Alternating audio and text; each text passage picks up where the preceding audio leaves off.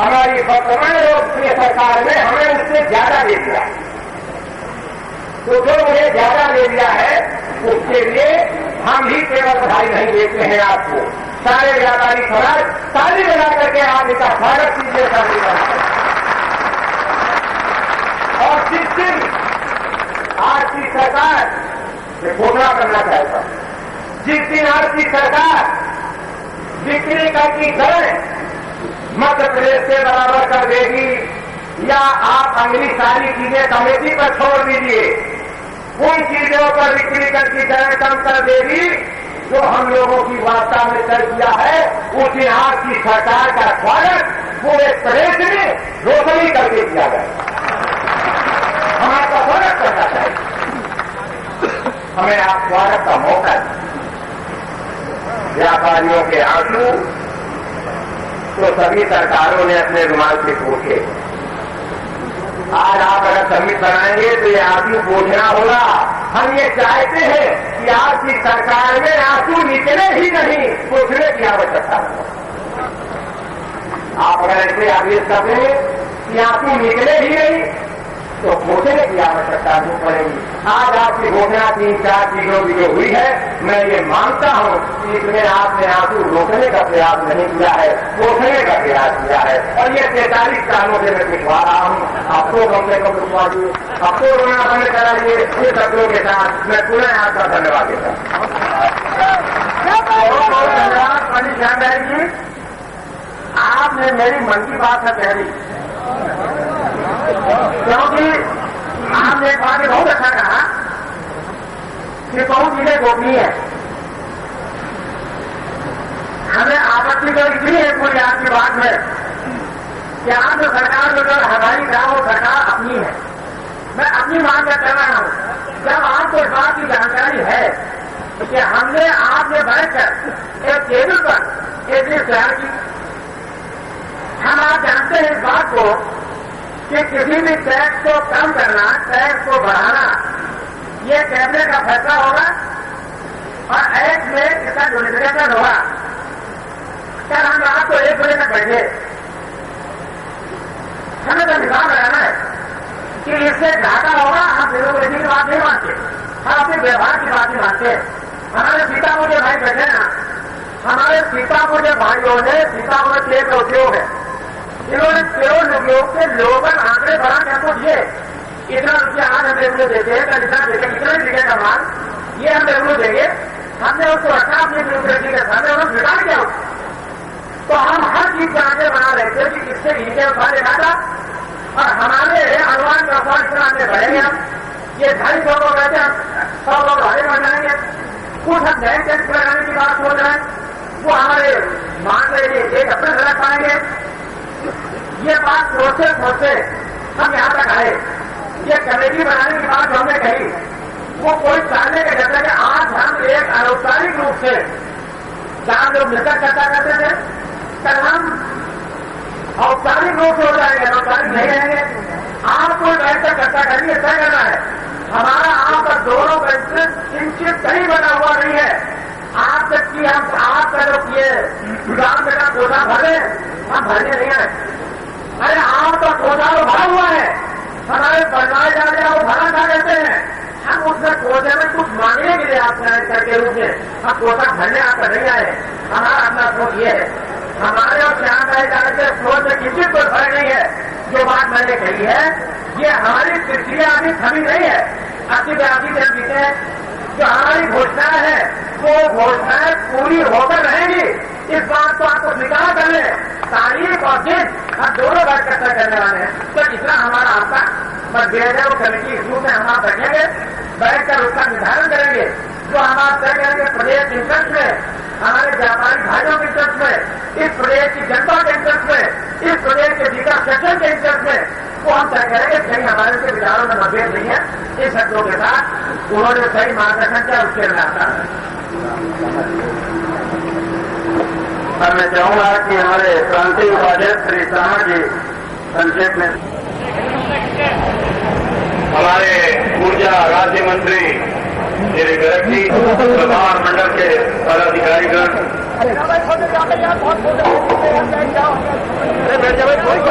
करेंगे। तो मैं ये कह सकता हूं कि करीब 20-25 सेल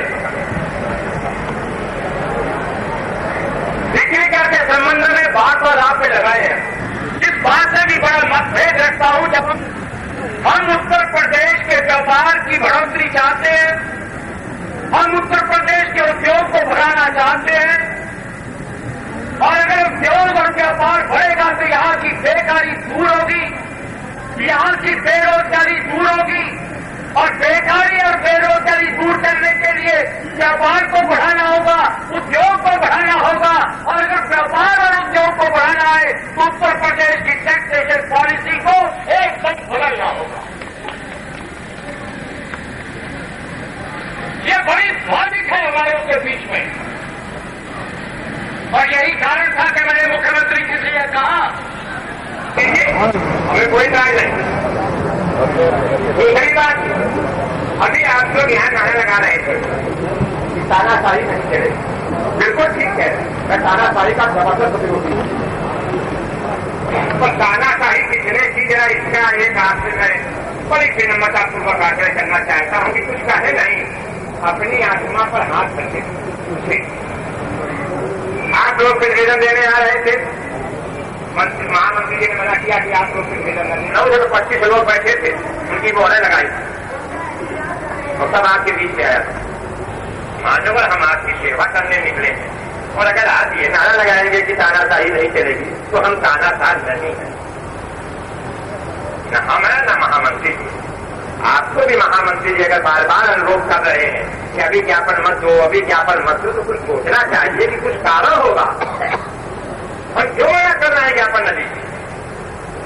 अब अगर आप लोग निर्णय कर लिया है तो ज्ञापन खुद दीजिए, हम आपसे अगले सम्मेलन में मना नहीं करूंगा, खुद ज्ञापन दीजिए। आपकी बात सही है, तो कहते रहिए।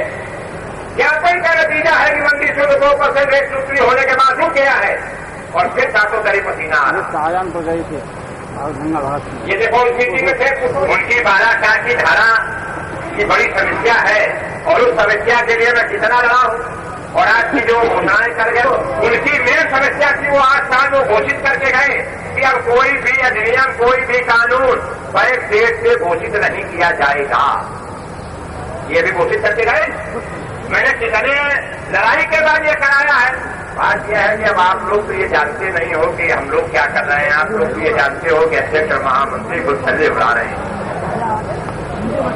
दांतों तरह पसीना आया है, साथ आईएएस अधिकारी बैठे हैं, और आईएएस अधिकारी से लियाना जितनी घोषणाएं वो करके गए हैं, उतनी घोषणाएं कराना सरल काम नहीं है। और देखिए, मैं एक बात और आपसे कह देना चाहता हूं, ज्ञापन हमारे संसद जी ने फाड़ा, संसदीयों को नहीं फाड़ना चाहिए। हम कहते हैं ज्ञापन को दीजिए, हितधारक है सरकार को दिया है। अब अगर ज्ञापन आप हमें लिख के भेजेंगे नहीं, ज्ञापन में अपनी तकलीफ बताएंगे नहीं, तो निश्चित रूप से समझ लीजिए कि आपकी समस्याओं का समाधान नहीं होगा। हमारे मथुरा के भाई आए दुपट्टा भेंट करने के लिए, हमने उनको मंच से बुला लिया, हमने कहा आइए आप दुपट्टा भेंट कीजिए। जल्द वाली बात हमारे सामने आई नहीं, मैंने पत्र फाड़ के भेंट किया, ये हमारी गलती जरूर है। बहुत सुना है, हम लोग आपको सबसे सुन रहे हैं।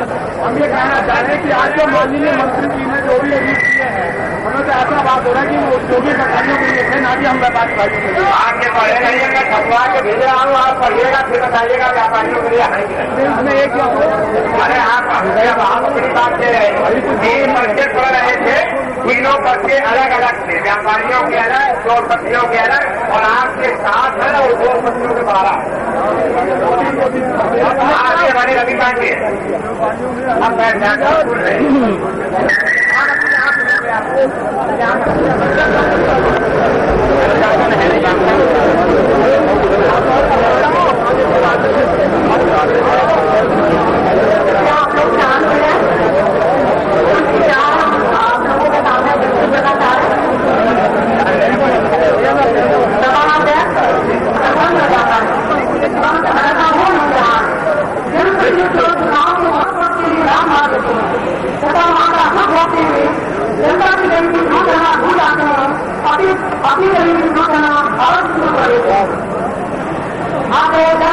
जनता के चुने हुए नुमाइंदों का गांव में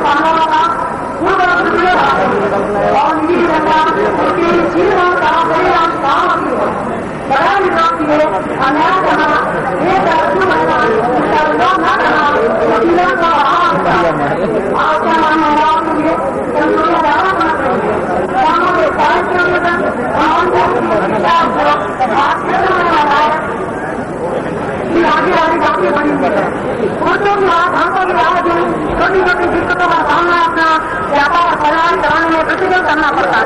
वंदिता साम पातु सरस्वती भगवती निशेष जात्या।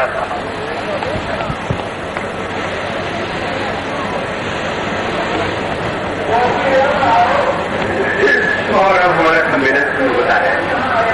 वैसे तो 3 कवि अगर मंच पर मौजूद हो तो विराट कवि सम्मेलन हो जाता है। मैं छोटा सा 31 फैलते हुए कार्यक्रम का शुभारंभ करता हूँ।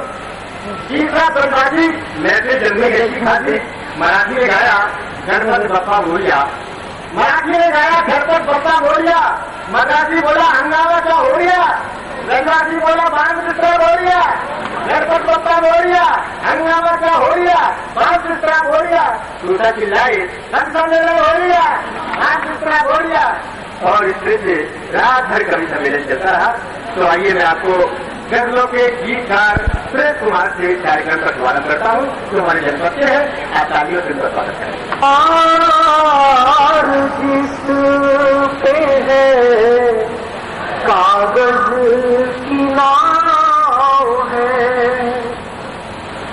दारो मदार जिस पे है कागज की नाव है राजा सवार जिस पे है कागज की नाव है उन पे तो जो बैठे हैं चुपचाप पटाखा हाजिर है। बोले तो राज अलाप पटाखा हाजिर है। ये महफिल अपनी चाप पटाखा हाजिर है। बोले तो राज अलाप पटाखा हाजिर है। तो पटाखा हाजिर के किसी हाजिरी के बजाने के लिए डॉक्टर वेद प्रकाश शब्दार्थी से मैं चाहूंगा इसको और क्रम को आगे बढ़ाएं। उसके बाद मैं आपको 20 रथ की दुनिया में ले चलूंगा। डॉक्टर वेद प्रकाश अमिताभ रैली में हम दुकान में गए थे। मेरे पास बैठी है नई वाली बैठी नहीं है जो मार के आपके सामने है आई थी कितने 4 मेरे